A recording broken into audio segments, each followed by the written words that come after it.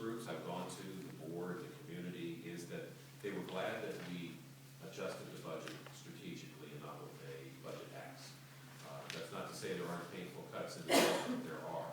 But I think everybody feels that based on what we've been doing the past few years, you know, we can't go back and cut more. You know, we're doing at a minimal level in many areas what we should be doing. And if I hear anything, it's we need to add more in certain areas. So I think that's a pretty interesting message.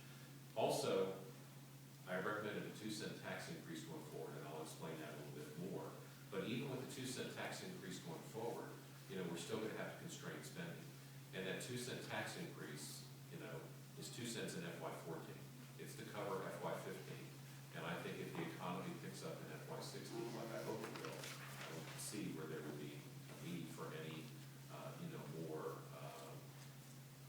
not another tax increase. So it could very well last 3 years. And I think what we'll be talking about when we get to 16 and 17 is, should the tax rate be lower?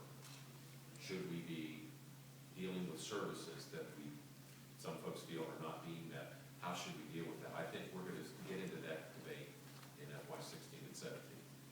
I think stormwater is going to be increasing in those out years. You're right. So I'm not so sure that you're going to be able to say that we're not going to be able to increase that 2 cents. We may be able to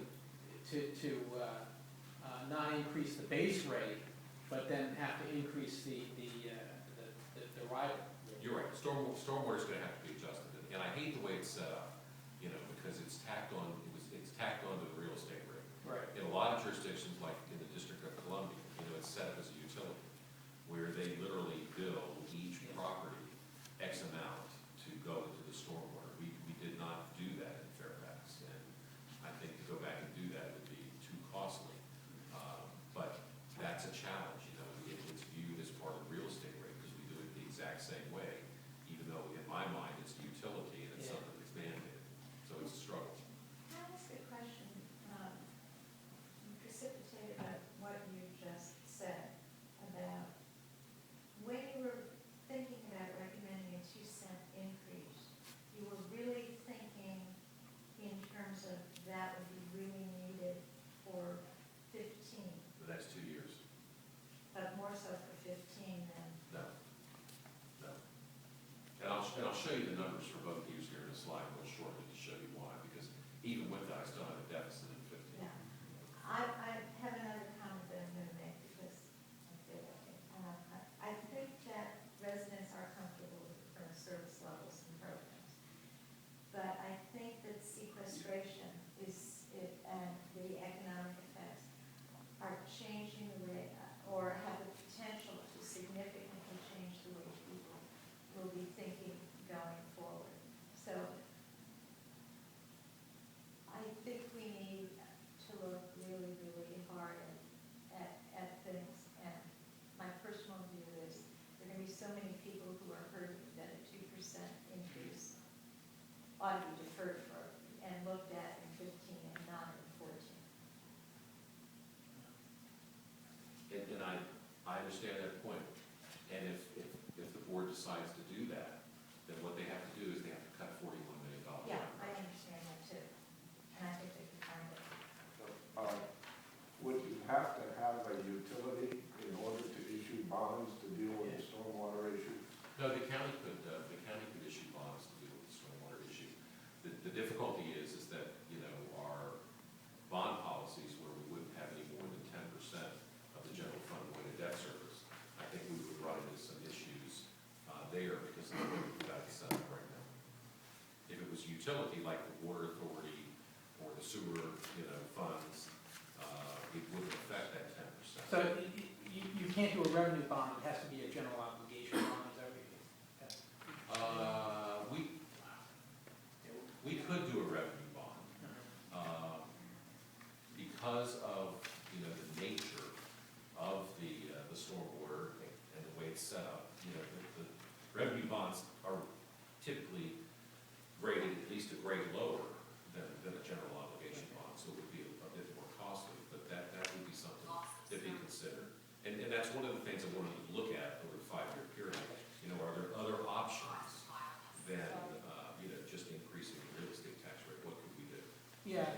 mean, I think in the stormwater area, there's an awful lot I mean, it's a capital program. It's a capital project, and it should be funded like capital projects rather than like operating projects. And I, that's why I keep, and the thing is, if we have to wait for the funds to accumulate to do a project, that's time that the project becomes more expensive. Okay, because the problem gets worse. Right.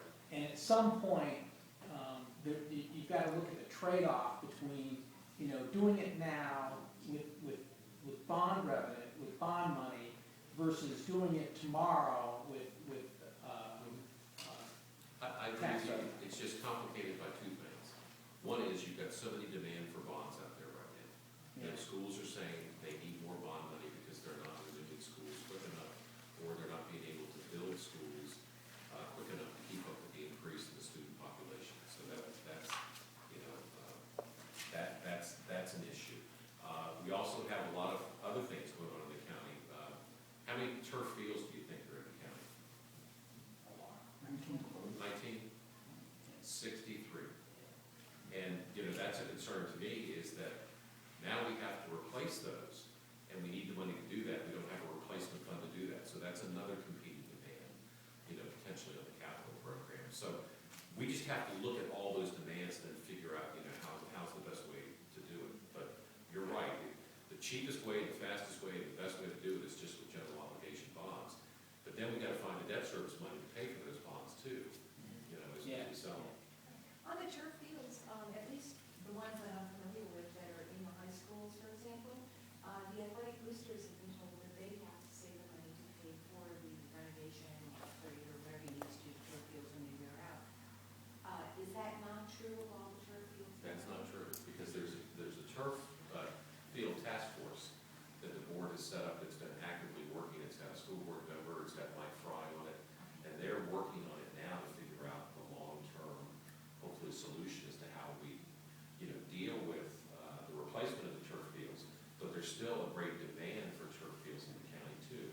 And one of the big areas, and this is where I get hit up all the time when I go down to Mount Vernon, is that the boosters and all who have money have been the first ones to get the fields in.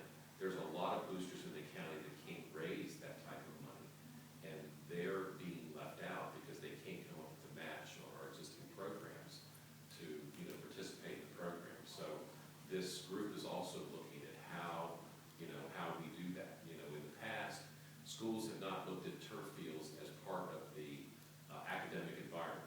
They've been separate. I think they're changing, or they're trying to look at that attitude, and maybe it's going to be different. Maybe, and these are just policies that are being talked about. Maybe when a renewal's done, maybe they will put in a turf field as part of that capital renewal. Maybe when a new school is built, they'll do it. Those are the kind of things that they're talking about right now. They haven't come out with their report, but it's a growing, people love it, but yet we don't want to get too far down the line, because the worst thing that can happen is all of a sudden we get 10 fields we have to take out of service because they don't have the money to, replace them. So I spoke to a friend from West Springfield High School who told me that their boosters was told that they needed to raise a certain amount of money every year to make sure that when the turf field ran out, that it wore out, that they would have enough money to eliminate it. And that might have been true. That might have been the same thing, because I think West Springfield was one of the first schools to have a turf field. Yes, sir. Using revenue bonds for the stormwater issues, of course, has the additional advantage of right now the interest rates are low. And yes, revenue bonds have a slightly higher interest rate, but by the time we get around to dealing with things, the interest rate's going to be higher. I agree with you, and we're also going to need the staff to spend the money, because that's the other issue. And that's one of the exciting things I see as I go down and around the county. You see at the government center is that when they go in and they do these improvements, they're very nice and they need to be done. It just shows you how. But the list is just so long. It's massive. It really is. Yes, sir. If I read your slide right, it's for each penny, it's on the average income for our county household is $47. Right. so the highs and lows are,